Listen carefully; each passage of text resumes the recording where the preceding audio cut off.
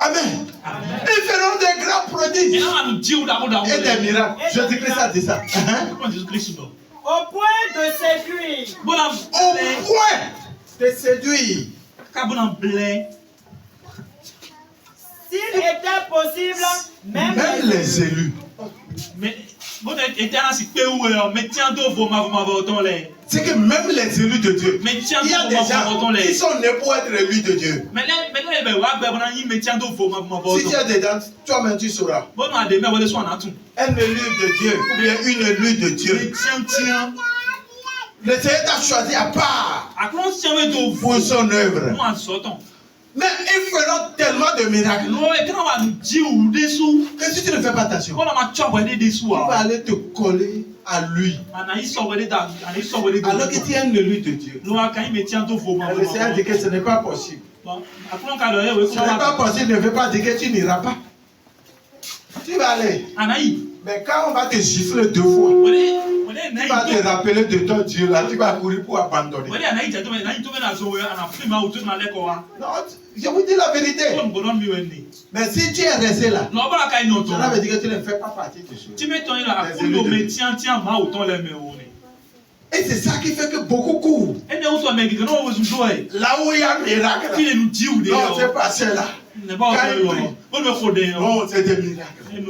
Ils ont même des sacs pour des bébés. Et donc, les gens n'arrivent pas à enfanter. On dit que donc, ça là c'est jumeau. Ça là c'est triplé. Ça là c'est 1. Maintenant le sac là coûte tant. Pour jumeau là ça coûte tel. Pour 1 là ça coûte tel. Et quand tu vas acheter, tu vas commencer par manger des choses pas possibles. Et tu ne sais même pas ce que tu manges. C'est que là dans ton ventre. Parce que tu veux c'est l'enfant seulement. Mais tu vas trouver l'enfant là. Mais demain. Cet enfant va te tuer. Parce que ce n'est pas un enfant, c'est un démon qu'ils ont mis dans ton enfant. C'est ce que les gens ne comprennent. Ils feront des prodiges et des miracles. Mais ça ne doit pas dépasser pour Dieu. Parce que Dieu, quand lui veut faire, il le fait avec grâce et amour. Et ça sera permanent. C'est comme ça. Mais eux, c'est pour faire changer. C'est que c'est des techniques quoi. Et pour trouver les fruits là à manger, mais il faut payer là. Ce fruit. Bon.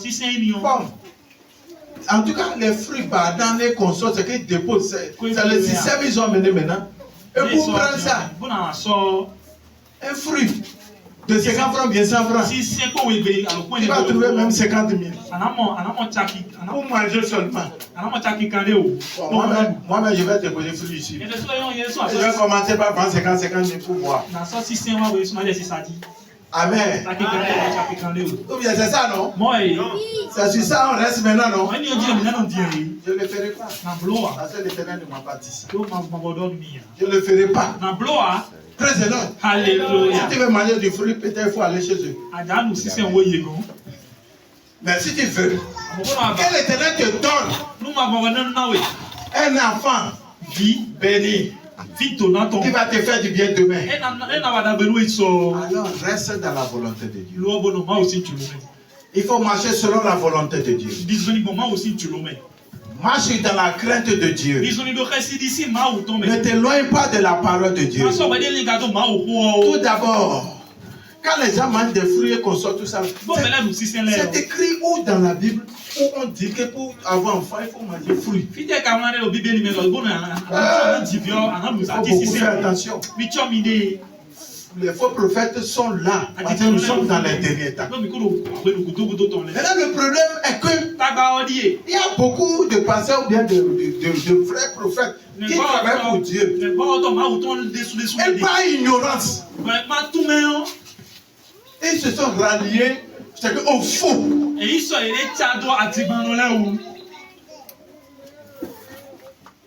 Parce que le Seigneur a dit. Oh, allons-y dans le livre de Matthieu, chapitre 3, le verset 10. Le Seigneur l'a dit dans sa parole. Hein? Matthieu 3, le verset 10. Oui. Il est écrit. Déjà la cognée est mise à la racine des arbres. C'est que les faux, la cognée, scandale, c'est que depuis la racine, elles seront déracinées. Parce qu'ils sont en train de faire carrément autre chose de ce que Dieu a dit de faire. Alors l'heure a sonné pour que depuis la racine, il soit arraché. Continue. Tout arbre, donc,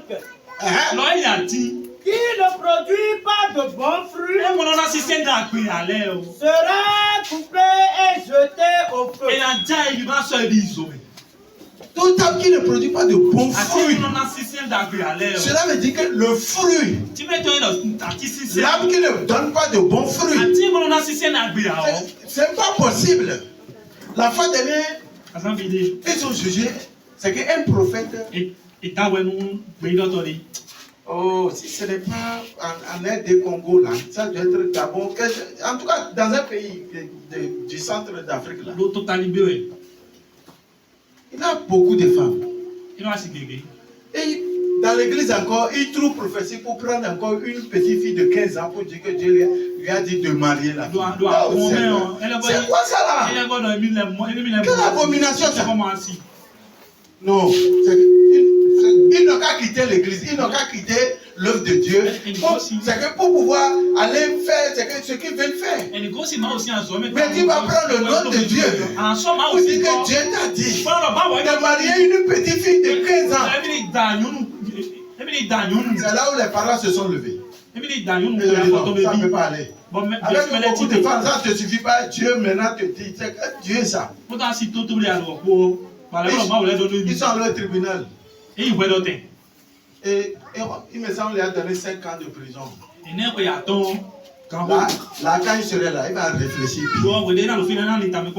Ce n'est pas bien. Et c'est ça que les gens aiment et on parle. C'est pourquoi l'Éternel dit ce matin qu'il t'ouvre tes yeux et il t'ouvre tes oreilles pour que tu puisses entendre et comprendre.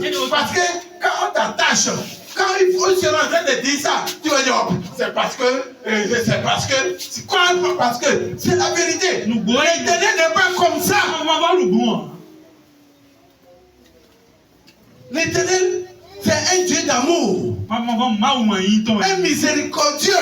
Il est plein de miséricorde. La Bible dit, il est lent à la colère, et riche en bonté. L'Éternel va te dire d'aller en sainteté. C'est que dans la même famille, les enfants de même père, même mère, d'accepter la grande et la petite soeur.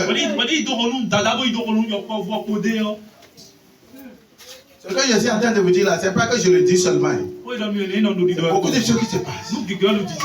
Parce que quoi? Le diable les a dit. Pour avoir beaucoup de puissance, il va faire tout possible pour coucher avec les jeunes filles vierges de l'église. Pour que le diable te crée des problèmes. Pour qu'il te crée des problèmes. Alors, il va faire que ça va devenir grossesse en même temps. Et quand tu vas rentrer dedans, tu vas comprendre. Praise the Lord. Alléluia. Les gens ne répondent pas bien. Praise the Lord. Alléluia.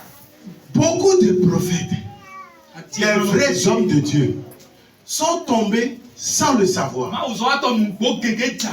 Parce qu'ils se sont collés à un mauvais arbre. Au lieu de se coller à Jésus-Christ, ils ont laissé Jésus-Christ. Et c'est là où cette affaire de père là est venue. Père spirituel. Je suis ton père spirituel. Si je suis ton père spirituel, jusqu'à qu'il y a les gens qui ont l'audace de demander à un pasteur, mais comme tu pries comme ça, qui est ton père spirituel, on veut le connaître. Zéro. Comment père spirituel? Son père spirituel, c'est qui? Ton père spirituel, c'est qui? Soyez bénis.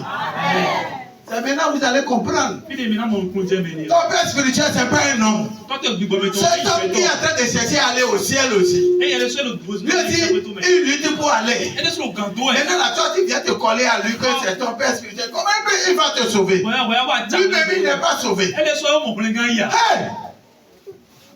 On va où avec ça? Et après, on m'a dit, c'est que quelqu'un au Bénédicte va dire que son père spirituel se trouve au Nigeria. L'autre va dire que son père spirituel se trouve en Côte d'Ivoire. L'autre va dire que son père spirituel se trouve aux États-Unis. Ce père spirituel là, c'est quoi? C'est cuit, hein?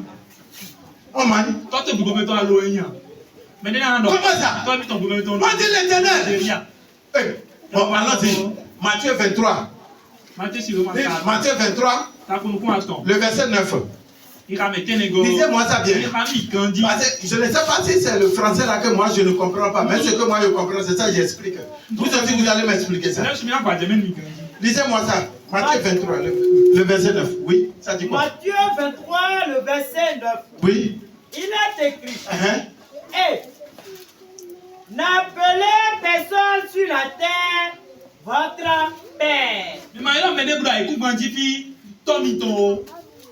Répète ça parce que peut-être que je n'ai pas bien saisi.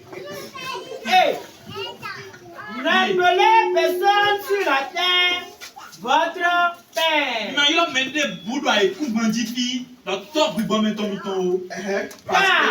Car un seul est votre Père. Et c'est qui alors? Celui qui est dans les cieux. Son nom est l'Éternel. C'est votre Père ça? Comment ça? Comment tu peux être? C'est que ton papa va être, c'est que, ou quelqu'un, ou comment je peux le dire, un simple pasteur, soit disant prophète, lui aussi, il est qui? Tu es l'enfant de qui? Tu es l'enfant de qui? Hein? Ton père? L'éternel des armes. C'est pourquoi il prend soin de ses enfants.